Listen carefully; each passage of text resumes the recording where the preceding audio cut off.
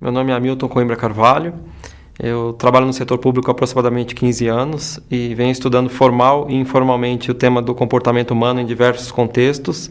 É por isso que eu estou aqui hoje para conversar com vocês sobre gestão da felicidade e gestão da motivação. São temas bastante atuais no contexto das organizações, são uma preocupação muito grande, a preocupação centrada em como extrair o melhor das pessoas e gerar mais valor para as organizações.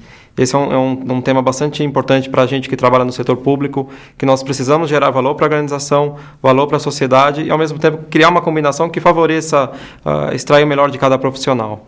Por que as organizações estão preocupadas com felicidade, com motivação? Não é para parecer bonito, não é para atrair pessoas, não é por esse motivo. Mas é basicamente porque a evidência científica e a evidência da prática é muito forte de que quando você consegue extrair o melhor das pessoas, criar condições que elas trabalhem felizes, motivadas, você gera mais valor. Quer dizer, para as empresas privadas, dá lucro ter funcionários motivados e com bem-estar. E a gente vai abordar alguns desses conceitos hoje aqui nesse vídeo. E vamos destacar o que é importante, o que tem sido mais proveitoso para as organizações, os principais caminhos para elas poderem seguir. O que é felicidade? Né? Felicidade é o nosso primeiro tema aqui. O que é felicidade? Ao longo dos séculos, é um tema que tem sido objeto de preocupação do ser humano em diversas linhas de pesquisa, em diversas linhas de pensamento. Filósofos gregos, filósofos ingleses de séculos recentes. O que é felicidade? A gente abre nosso Facebook, a gente vê frequentemente telas dizendo ser feliz é isso, para ser feliz faça isso, faça aquilo. Na Grécia Antiga, o filósofo Solon dizia que só é possível dizer se a pessoa era feliz ou não quando ela morria. Quer dizer, só quando você analisasse tudo que a pessoa fez ao longo da vida, você poderia dizer se a pessoa foi feliz ou não. Por outro lado, tem uma citação famosa do escritor Gustave Flaubert, que dizia que para você ser feliz basta você ser idiota, ter boa saúde e ser egoísta, e principalmente ser idiota. Se você não fosse um idiota, você já teria estragado a sua felicidade. Então, assim, nós temos, historicamente, a gente tem várias posições que se enquadram nessas duas dimensões. Ser feliz é uma coisa que você não dá para avaliar ao longo da sua vida só quando você morre, ou ser feliz é aquele estado de alegria boba, aquela alegria fácil que tipicamente uma pessoa, como ele dizia, um idiota, pode manifestar. E você tem várias posições que se encaixam ao longo dessas dimensões. Então, isso vem ocupando a preocupação, e isso é importante para a gente, é importante para as organizações, porque qual é o impacto disso, né? Quer dizer, a felicidade, ela permite que você, uma pessoa feliz, ela produz mais. Quer dizer, a gente estudando a felicidade, a gente consegue verificar qual é o impacto na vida das pessoas e das organizações de uma pessoa mais feliz. O que é felicidade, né? Tecnicamente, felicidade é uma emoção que os seres humanos manifestam em relação a algum evento que acontece no ambiente. Ela se diferencia tecnicamente do estado de humor. Nós, frequentemente, na maior parte do tempo, estamos em estado de humor positivo, e essa é uma evidência que existe no mundo todo para todas as sociedades. Quer dizer, o ser humano, tipicamente, ele está em estado de humor positivo. Mas o estado de humor ele não é causado por um fator específico. Quando a gente fala em felicidade, a gente está falando de uma resposta emocional, uma emoção causada em resposta a algum fator específico do ambiente. Esse é o conceito mais técnico de felicidade. Isso varia, assim, abrange desde você encontrar um amigo, aquela felicidade rápida, de pequena intensidade, até uma felicidade da pessoa de um casamento, ganhou na loteria, conseguiu avançar na carreira. Então, é uma gama de sentimentos que se enquadra nesse conceito de felicidade em resposta a algum evento do ambiente.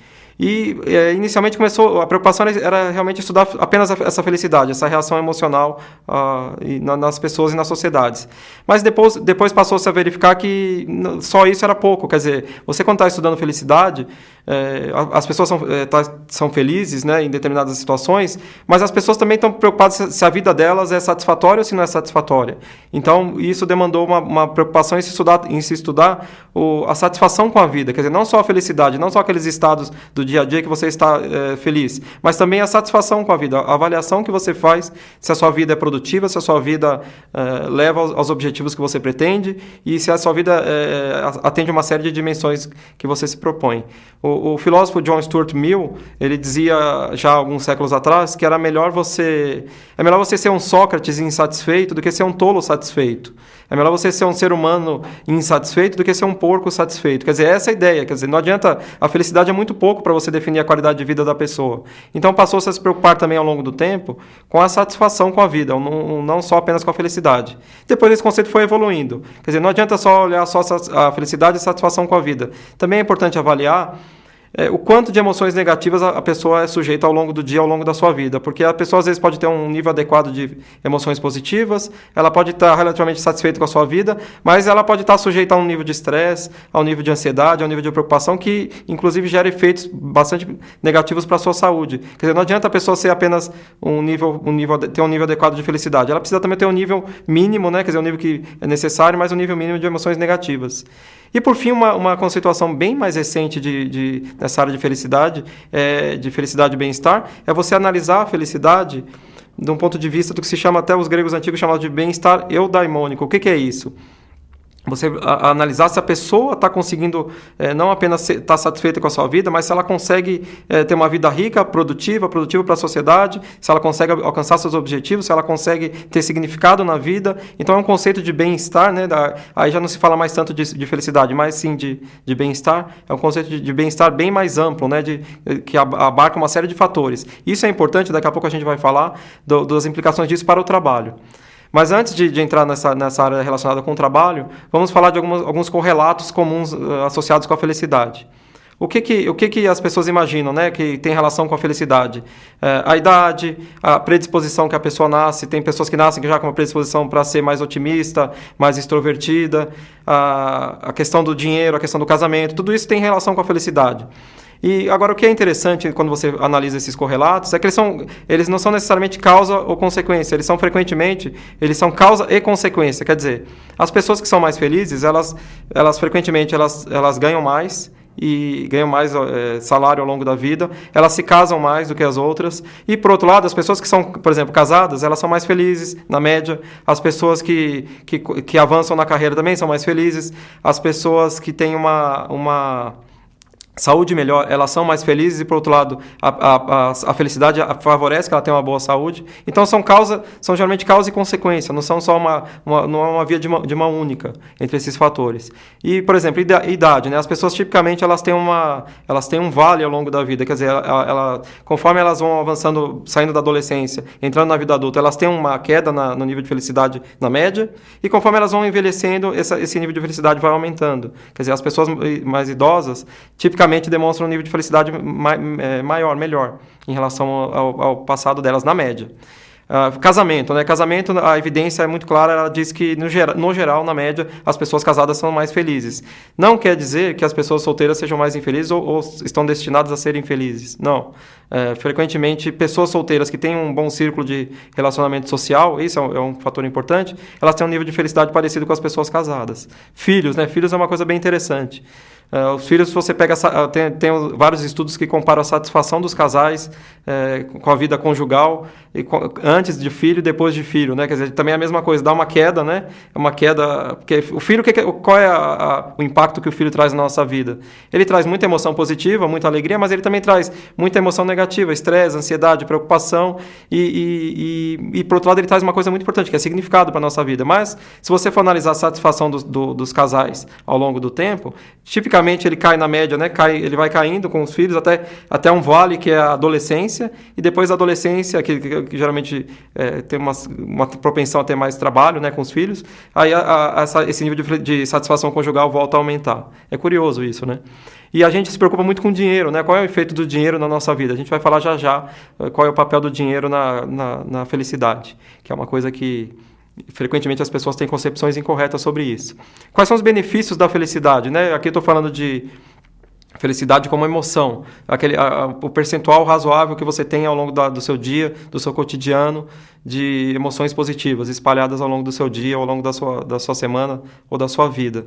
As pessoas mais felizes, né, ou mais otimistas, elas tipicamente, elas vivem mais, elas têm menos doenças, elas têm maior propensão a se recuperar das doenças quando elas têm. Isso foi testado com uma série de experimentos bastante sólidos, bastante robustos, desde você causar um ferimento na pessoa e medir o tempo com que o sistema da pessoa ela faz o corpo se recuperar. Quer dizer, as pessoas mais felizes, né, medidas antes do experimento, elas se recuperam mais rápido. fizeram um experimento que submeteram uma série de pessoas a ficar fechada num determinado ambiente e inocularam o vírus da gripe nessas pessoas e constataram que as pessoas que, medidas antes do experimento, que eram mais felizes, elas pegavam menos esse vírus e quando pegavam se recuperavam mais, demonstravam menos sintomas e a evidência é muito sólida de longevidade. As pessoas que têm mais otimismo e que são mais felizes, elas vivem muito mais na média do que as pessoas que não têm tanto essa predisposição.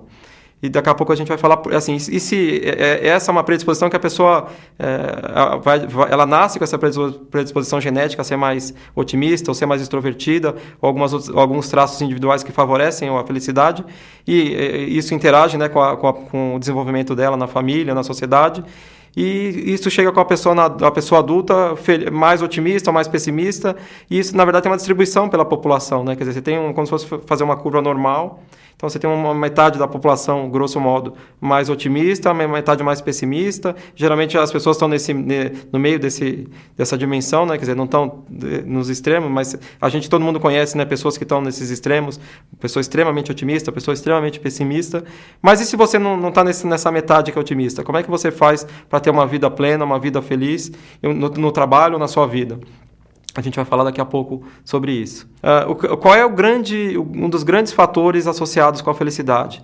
É a importância de você ter relacionamentos sociais saudáveis. Quer dizer, é a família, são os amigos, são os relacionamentos que você tem no trabalho, na sua vida pessoal. Às vezes a pessoa participa de clube, de igreja, de uma série de associações, de instituições. Tudo isso favorece esse motor da felicidade, que são os relacionamentos sociais. A gente imagina que é uma concepção incorreta porque a evidência é muito clara no sentido oposto, de que o inferno são os outros. Na verdade, não. Nós, seres humanos, nós nascemos para ser seres sociais, assim como outros animais também. Mas a nossa felicidade, o nosso bem-estar depende demais da qualidade dos nossos relacionamentos sociais. Vejam nessa tela que eu vou apresentar para vocês agora. Vejam que interessante. Existe uma teoria que explica, uma teoria de maior sucesso na explicação do comportamento humano, que é a teoria da autodeterminação. O que diz a teoria da autodeterminação? Nós nascemos com 3 necessidades básicas e inatas, né? Quer dizer, nascem com a gente, né? Básicas e essenciais, e independente da cultura que a pessoa nasce, já foi a evidência muito clara, né? Que tem evidência de várias culturas. A necessidade de autonomia, a necessidade de competência e a necessidade de relacionamentos sociais. Sobre autonomia e competência, eu vou falar no outro vídeo sobre motivação. Vou deixar isso, por enquanto, de lado. Vamos nos concentrar na necessidade que a gente nasce de relacionamentos sociais. Essa necessidade, se for analisar com uma série de evidências, ela é calcada em alguns fatores. Nós, seres humanos, nascemos com a necessidade de ser aceitos pelo grupo que a gente pertence. Nós nascemos com a necessidade de ter respeito pelo nosso grupo. Necessidade de ter conexão emocional com o grupo, o apoio emocional. Nós nascemos com a necessidade do que se chama de altruísmo recíproco. O que é isso? Eu confio em tal pessoa, eu vou fazer uma determinada atividade para ajudá-la em uma determinada situação, mas eu vou monitorar essa pessoa, vou monitorar quem eu fiz favor para cobrar isso no futuro. É um dano que se recebe. Quer dizer, isso faz parte da natureza humana, da natureza social humana. Você saber em quem você pode confiar e você ter essas trocas e estar sempre monitorando se as pessoas estão te tentando passar para trás, se essas trocas estão sendo adequadas e estão sendo... Se o que está indo está voltando, quer dizer, em quem você pode confiar. Nós nascemos também com uma necessidade de posição social. O que é isso? É você fazer parte das organizações e ter acesso aos recursos. Quer dizer, quando você for pensar em homens da caverna, os recursos básicos de alimentação, de segurança, de relacionamento com pessoas para a constituição de família. Então, a necessidade social de posição, ela te coloca numa necessidade de fazer parte de grupos sociais. Então, tudo isso são necessidades que nascem com a gente, que estão muito bem capturadas nessa teoria da autodeterminação, que fala que a necessidade de relacionamento é uma necessidade inata do ser humano. Por que isso é importante, né? Quer dizer, isso mostra o quanto, quer dizer, uma série de botões que são ativados para a gente buscar a nossa felicidade nos grupos sociais a que a gente pertence. Uma outra teoria também bastante recente, com bastante evidência empírica, é a teoria do sociômetro. O que diz a teoria do sociômetro? E ela não é incompatível com essa teoria que eu acabei de citar, elas são complementares.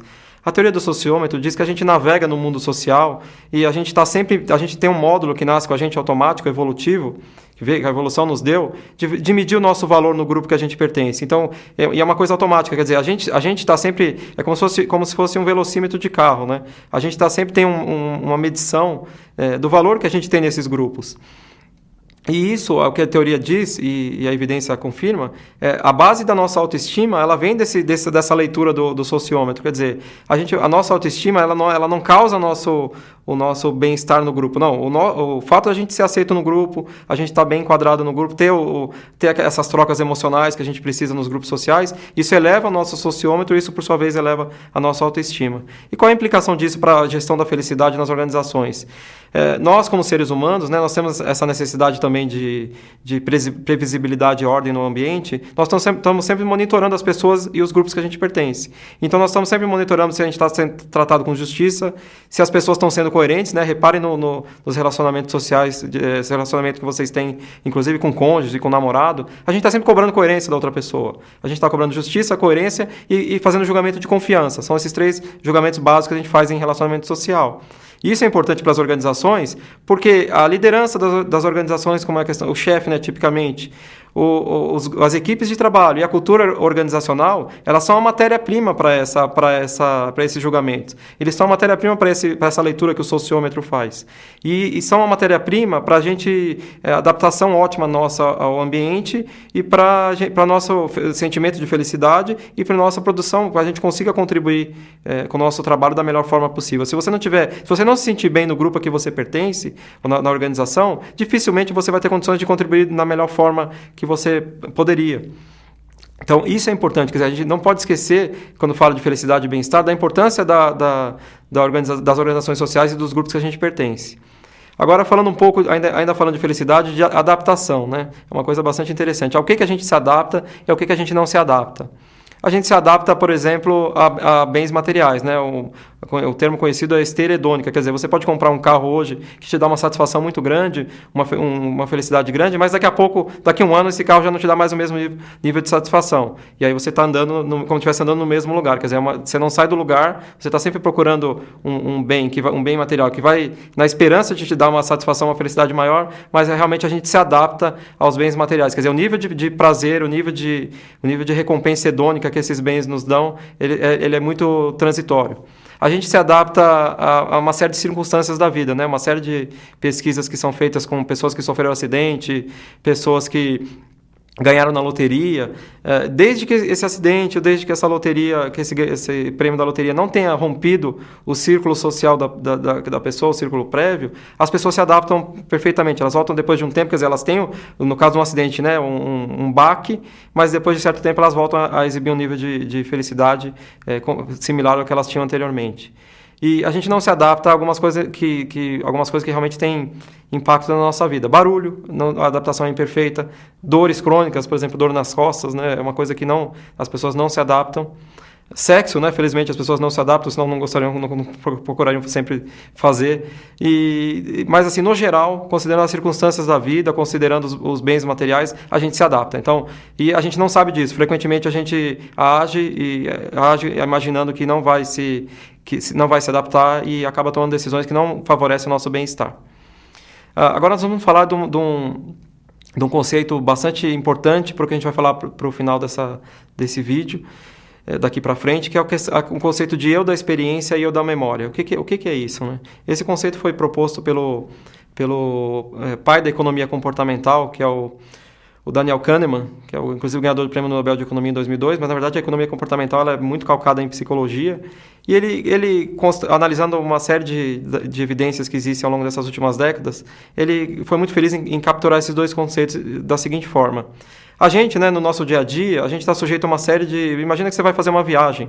Então, você tem aquele estresse da viagem, você está num parque de diversão, você tem a felicidade daquele momento, aí você, às vezes, tem aquele cansaço da viagem. Então, se eu for pedir para você analisar ao longo do seu cotidiano as emoções que você sentiu, você vai me dizer, agora, o que você está sentindo? Estou sentindo felicidade, estou sentindo cansaço. Porém, se daqui a uma semana eu perguntar para você como foi a sua experiência, você vai me dizer que o seu julgamento se essa experiência foi satisfatória ou não, ele não vai ser, ele é descolado do julgamento que você faz no período real, que você está sentindo a emoção. Então, é um julgamento sumário. E o que o Kahneman constatou muito bem é que são coisas distintas. A avaliação que você faz, por exemplo, da sua vida, ela é diferente da avaliação que você faz da felicidade que você está sentindo no determinado momento. Isso tem uma implicação muito, muito importante, porque quando você analisa os dados de felicidade, e por isso foi essa questão da evolução do conceito, eu fiz questão de trazer no começo, é que se você uma coisa é você medir felicidade, que é aquela emoção do momento, outra coisa é você medir satisfação com a vida. São coisas distintas. Quando você mede felicidade, você está medindo o que o eu da experiência, quer dizer, o que você está sentindo naquele momento está relatando. E quando você mede satisfação com a vida, você está medindo o que se chama de eu da memória está relatando. Quer dizer, a avaliação que ele fez daquela experiência, do trabalho, da vida dele, são coisas distintas. Nós vamos mostrar para vocês o gráfico que o Kahneman publicou no estudo dele, e ele mostra isso de forma muito clara. Quer dizer, o dinheiro ele começa a ser importante quando ele é mais importante quando você faz uma avaliação baseada no seu eu da memória de satisfação com a vida. Por quê? Quando você vai fazer uma análise da satisfação com a sua vida, você vai parar para pensar, vai avaliar as expectativas que você tem. Aí, nesse ponto, é importante você faz uma comparação com outras pessoas. Aquela história, eu sou feliz desde que o outro não seja tão feliz. É aí que ela entra. Quer dizer, esse conceito de felicidade relativa, ele é só importante na satisfação com o trabalho. Vejam no gráfico que a reta que mede a satisfação com a vida, ela vai subindo conforme vai aumentando a renda. Agora, quando a gente analisa as emoções, o papel do dinheiro ele é importante até certo ponto. Quer dizer, as pessoas que ganham mais, conforme vai aumentando o nível de renda, ela vai tendo um nível de emoção positiva cada vez, vai abaulando, né? Quer dizer, o gráfico vai subindo no começo, mas depois ele fica meio plano. A mesma coisa para o nível de estresse, a mesma coisa para o nível de emoções negativas. Quer dizer, é uma coisa muito diferente eu perguntar para você se você é satisfeito com a sua vida, e uma coisa muito diferente eu medir o seu nível de emoção. E o papel do dinheiro é completamente diferente nos dois casos. Quer dizer, o dinheiro é importante na nossa vida porque ele traz recursos financeiros para a gente, ele permite que a gente manifeste os nossos objetivos, quer dizer, a gente consegue buscar os nossos objetivos na vida. Ele é importante porque ele traz status para as pessoas, é um marcador de status na sociedade. Ele permite que a gente faça compras, a evidência neurológica é muito clara que fazer compras é prazeroso, né? Quer dizer, ele tem esse papel também. O dinheiro permite que a gente ajude os outros, ajude as outras pessoas. Ele tem o seu papel, mas quando você vai analisar o papel dele com a felicidade, tem que levar em conta essa bifurcação, quer dizer, não é uma coisa direta e linear, depende do que você está chamando de felicidade. O interessante também que a evidência recente mostra que quando você analisa uma série de fatores que têm impacto na vida das pessoas, na felicidade e na satisfação, se você mede satisfação com a vida, a renda per capita dos países é importante, o nível de liberdade dos países é importante, o nível de relacionamento social é importante, o nível de corrupção é importante, quer dizer, quanto maior a corrupção, menor o nível de satisfação com a vida. Mas isso você medindo satisfação. Se você vai medir a felicidade, a renda per capita não é importante, quer dizer, são dados reais, são dados medidos em vários países do mundo por vários anos. O que passa a ser importante? A liberdade, né, que mede na verdade, uma medição uma mensuração da qualidade de vida nesses países, e os relacionamentos sociais. Os relacionamentos sociais são importantíssimos para a felicidade. Agora, a gente falou de dinheiro, né? Falou da importância do dinheiro. O dinheiro ele é importante, mas até certo ponto. E até o que se chama de paradoxo do dinheiro, que é bom ter, mas é bom não querer. Porque as pessoas materialistas, as pessoas que dão muito valor para o dinheiro, geralmente, na média, são mais infelizes, têm menos nível de felicidade do que as pessoas que não são tão materialistas. Então, é o que se chama de paradoxo do dinheiro. É bom ter, mas é bom não querer. Agora, quando a gente falou da evolução do conceito de felicidade, é importante que a gente destaque qual é o nível de conhecimento, quer dizer, qual é o que se conhece hoje sobre gestão de bem-estar e gestão de felicidade. Isso tem um papel fundamental da psicologia positiva, que é um ramo relativamente novo da ciência, criado há coisa de 1 a 2 décadas. E a psicologia positiva surgiu de uma inquietação, né, o fundador conta bem isso no livro. A psicologia tradicional está preocupada em curar doenças, mas quando você curava as doenças, você tinha uma pessoa vazia. Você não tinha uma pessoa. O fato de você curar a doença psicológica da pessoa não significa que você está fazendo com que essa pessoa extraia o potencial dela. Quer dizer, uma coisa é tratar a doença, outra coisa é criar condições condições para que a pessoa floresça. Então, a psicologia positiva se propôs a estudar de forma absolutamente científica, rigorosa, o que faz as pessoas darem o melhor de si, desenvolverem todo o seu potencial ao longo da vida. Esse é o foco da psicologia positiva. Isso se casou bem com o estudo de bem-estar, porque, na verdade, até para os governos é interessante, né? Você saber... não adianta você apenas corrigir, eliminar a miséria em determinado local. Você tem que criar condições para que as pessoas daquele local possam desenvolver o melhor de si. Você tem que criar condições para que aquele capital humano floresça. E são coisas distintas. A psicologia positiva, ela também destaca, ela traz uma lição muito importante para a nossa vida individual e nas organizações, que toda a situação que a gente enfrenta na nossa vida, ela tem potencial para ser ambígua, né? Imagina um casamento, você pode, aquela estereótipo da noiva nervosa, perdendo os cabelos que as coisas estão dando erradas, ou você pode ter também uma situação que a noiva, por exemplo, ela relaxou, ela está aproveitando a festa, então assim, a mesma situação, e dependendo da interpretação das pessoas, são interpretações completamente distintas. A psicologia positiva nos ensina que muito da nossa felicidade é esse julgamento, esse filtro que a gente faz da realidade. A atenção, quer dizer, são os elementos da realidade que a gente captura na nossa atenção, é a forma como a gente interpreta isso e a forma como a gente se lembra disso. Então, é o que se chama de AIN, né? Atenção, interpretação e memória. É uma forma, e isso dá para você mudar nas pessoas, mesmo as pessoas que não são tão otimistas. E com isso, a gente, assim, analisando essa contribuição da psicologia positiva, analisando essas condições que permitem o florescimento das pessoas, a gente consegue definir o bem-estar em sentido amplo, baseado numa coisa muito mais, numa contribuição muito mais rica e que é uma coisa muito interessante, por exemplo, para quem não nasceu com esse traço de otimismo, né? Quer dizer, se eu não sou otimista, o que eu faço com a minha vida, né? Eu vou ficar me lamentando? Não. A psicologia positiva aponta alguns caminhos que as pessoas podem seguir, que vão trazer, no final das contas, até um nível de emoções positivas bem maior do que se a pessoa não seguir. Então, o que é o bem-estar em sentido amplo? É um nível adequado de emoções positivas que a pessoa consiga ter ao longo da sua vida, ao longo do seu cotidiano. É a pessoa ser capaz de realizar coisas, quer dizer, realizar projetos, ela ter aquele sentimento de conseguir fazer coisas ao longo da sua vida. É uma vida cheia de significado, a pessoa ter significado na sua vida, ver propósito no seu trabalho, ver propósito nas coisas que ela faz. É a pessoa ter condições de ter relacionamentos sociais favoráveis, e ricos, né, e produtivos. E, por fim, a pessoa ter o quinto elemento, né, o fluxo. Né? O que é o fluxo? A pessoa está exposta na sua vida a uma série de situações que a desafiem, mas que a desafiem de forma que a faça crescer. Imagina, por exemplo, o fluxo, aquela situação que você está praticando algum esporte, está lendo algum livro, está realizando algum trabalho, e você esquece da vida, não vê esquece o tempo passar. Essa é a situação de fluxo. Essa é a situação que ela enriquece demais a vida das pessoas. Por quê? Quando você está em estado de fluxo, você consegue ter um nível ótimo de desempenho e você consegue melhorar suas competências ao longo do tempo quando você está nesse canal de fluxo, quer dizer, um nível adequado de desafio e competência. Qualquer profissão, imagina um médico, né, que começa, um cirurgião, começa desde o início da carreira a operar, no começo tem dificuldade para aprender, depois vira piloto automático. Quanto mais ele está exposto a desafios ao longo da carreira, mais ele vai aprender, mais ele vai desenvolver. Esse canal de competência dele é o fluxo. Nós falamos dos 5 elementos que compõem o bem-estar em sentido amplo, mas além desses elementos é preciso considerar alguns requisitos, algumas condições necessárias para que a pessoa tenha uma vida plena. A primeira delas é que a pessoa tenha saúde física e mental. Não adianta a pessoa ter toda a condição de realizar seus objetivos se ela não tem saúde, um requisito fundamental. O segundo requisito é que ela tenha suficiência de recursos financeiros para ter uma vida adequada. A pessoa que vive numa linha de miséria, ela não tem como alcançar a sua potencialidade ao longo da vida.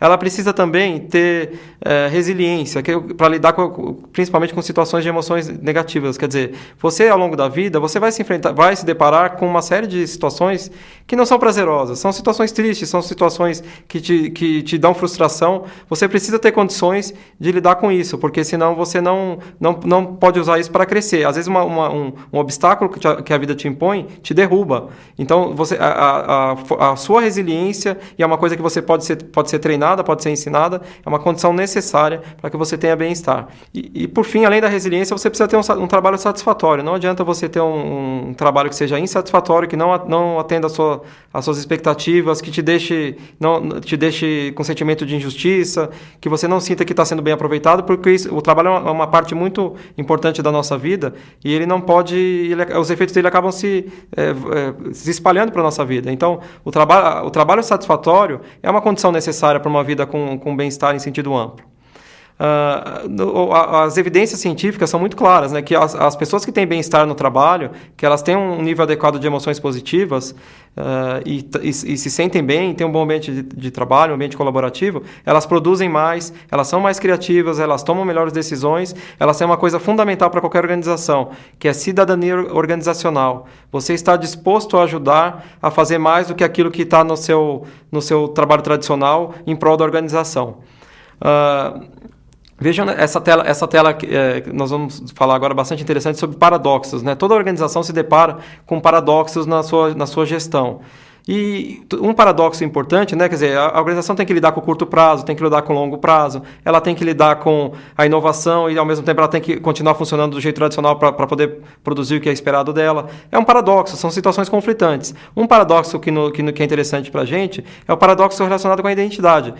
Muitas vezes as organizações não sabem extrair o melhor da pessoa, quer dizer, a pessoa entra na organização, a organização já tem uma cultura estabelecida e a organização, essa cultura exige que a pessoa se conforme à cultura, que é normal, é um paradoxo, é um conflito, mas nesse processo, às vezes a organização não acaba perdendo essa individualidade do indivíduo e perdendo a chance de extrair o melhor dela. Quer dizer, a organização saber lidar com esse paradoxo de individualidade de um lado e cultura organizacional do outro é fundamental. E esse paradoxo existe, a gente querendo que ele exista ou não, quer dizer, ele está aí. As organizações que têm sucesso na gestão de pessoas são organizações que conseguem lidar bem com isso. O que a evidência diz também dos requisitos de um trabalho que tenha bem-estar? São um trabalho que tem, entre outros fatores, tem requisitos claros, ele tem um ambiente acolhedor, ele tem respeito interpessoal, tem oportunidade de status, tem bons benefícios financeiros, uma série de fatores interessantes, como vocês estão vendo nessa tela. A gente tem grandes especialistas, né, o Ed Diener e o Martin Seligman. Eles, há alguns anos atrás, eles se debruçaram sobre o problema de como medir o bem-estar em nível societal. Quer dizer, não apenas medir nas pessoas, nas organizações, mas também na sociedade. O PIB é um indicador muito imperfeito de bem-estar. Mesmo o IDH também é melhor do que o PIB, o Índice de Desenvolvimento Humano, mas ele ainda deixa a desejar. E quando eles foram analisar a questão do trabalho, né, quer dizer, como analisar o bem-estar do ponto de vista do trabalho nesse artigo, o Ed Diener e o Seligman falaram isso que está aqui na tela. Considerando a evidência de que o bem-estar do trabalhador aumenta a sua produtividade, é importante considerar medidas que aumentem o bem-estar no trabalho, tais como horário flexível, trabalho à distância, opções de ações, creches, licenças familiares, elogios e feedback dos superiores e facilitação das amizades no trabalho. Então, para as organizações, né, gestão do bem-estar, gestão da felicidade é muito mais, como tentei deixar claro, do que simplesmente uma gestão de emoções positivas. Não, é criar condições para que as pessoas extraiam o melhor de si, consigam desenvolver seus projetos, consigam dar contribuições para a organização. Isso torna as pessoas, quer dizer, o significado no trabalho, a realização de projetos, isso favorece as pessoas serem mais felizes. Isso é evidência muito clara. Então, isso impõe o seguinte desafio para as organizações, gerir sua cultura organizacional para que haja espaço para as pessoas desenvolverem o melhor de si.